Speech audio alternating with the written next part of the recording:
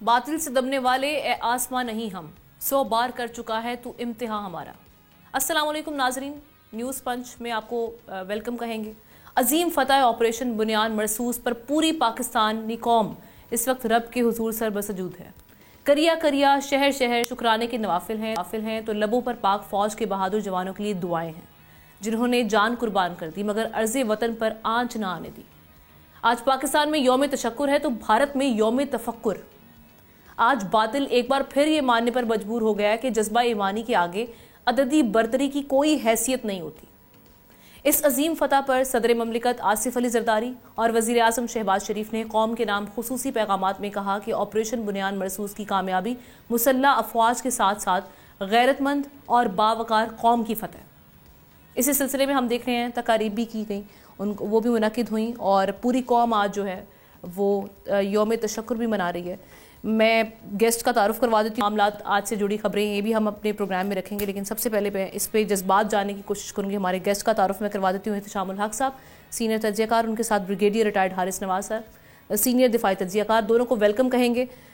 حارث صاحب، سر میں سب سے پہلے آپ کی جانب آؤں گی، آج یوم تشکر کو لے کر آپ کے کیا جذبات ہیں؟ آج جو یہاں سے جو سیلیبریشن ہو رہی ہیں، جو یہاں سے پیغامات گئے ہیں ہماری عسکری اور ہماری جو قومی قیادت ہے اس وقت، وہ چاہے سول قیادت ہو، تو اس کو کس طرح سے آپ دیکھ رہے ہیں، کیسے انالائز کریں گے؟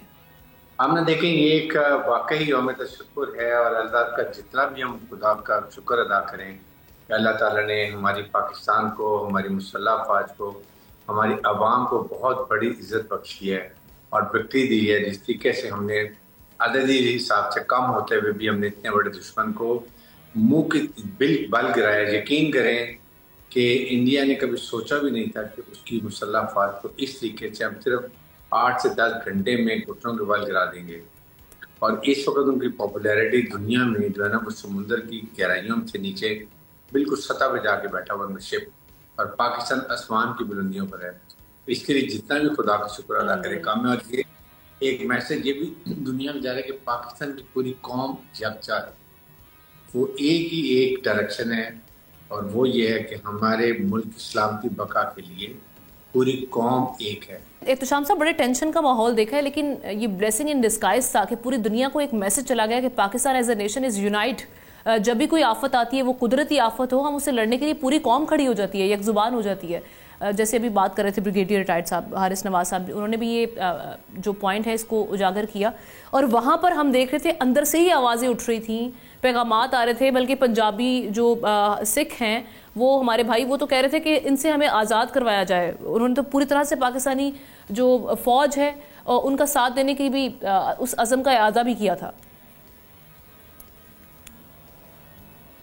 دیکھیں، ہم نا دیانتداری کی بات تو یہ ہے کہ یوم تشکر منائیں، یوم فتح منائیں، اس میں کوئی شک نہیں ہے کہ یہ واقعی یہ دن ہے کہ ہمیں دل سے یہ منانے کی ضرورت ہے اور منا بھی رہے ہیں۔ لیکن ہم میں ہمیشہ یہ بات کہہ رہا ہوں اور بڑے دنوں سے کہہ رہا ہوں، آج پھر کہوں گا کہ دیکھیں، آپ اور میں اور حارث صاحب بیٹھ کے اپنی تعریفیں کرتے رہیں، اپنی افواج پاکستان کی تعریفیں کرتے رہیں، ہماری پولیٹیکل ملٹری لیڈرشپ کی بات کرتے رہیں، تو شاید لوگ کہیں گے جی اپنی باتیں کر رہے ہیں۔ دیکھیں، اب دو بڑے آدمیوں کی باتیں جو پورے ہندوستان میں اس وقت بہت آگے چلی گئی ہیں اور بڑی جس کو کہتے ہیں کہ لان تان ہو رہی ہے۔ ششی تھرور کانگریسی لیڈر ہیں، سابق وزیر بھی ہیں اور UN کے انڈر سیکرٹری انفارمیشن بھی رہے ہیں۔ ان کا یہ کہنا آمنا کہ جی پاکستان نے بڑی واضح برتری اپنی دکھائی ہے۔ دیکھیں، ان کے پیچھے پڑ گئے ہیں لوگ۔ اور دوسرا، کرن تھاپر کے ساتھ جو انٹرویو ہوا ہے وہ کرسٹین فیئر، جو آپ نے دیکھا سیکورٹی اسٹڈی کی جارج ٹاؤن یونیورسٹی کی پروفیسر ہیں، انہوں نے میرا خیال ہے اردو بھی جانتی ہیں۔ جب کرن تھاپر نے پوچھا کہ جی انڈیا کلیم کر رہا ہے کہ اس کی بڑی وکٹری ہے، تو اس نے کہا بکواس، اور پھر اس نے سارا بتایا کہ جی ساری دنیا کہہ رہی ہے کہ ہندوستان کے لیے کیا کیا مسائل بنے۔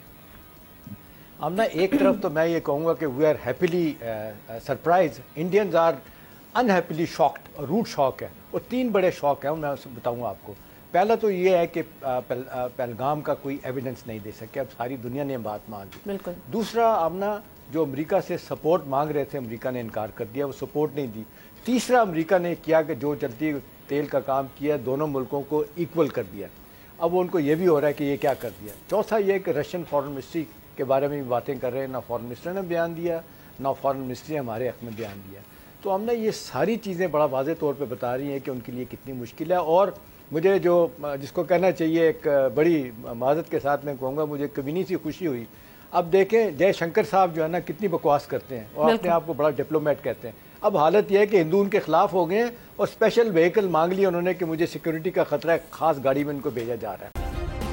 سبسکرائب کریں اور بیل دبائیں تاکہ کوئی خبر رہ نہ جائے.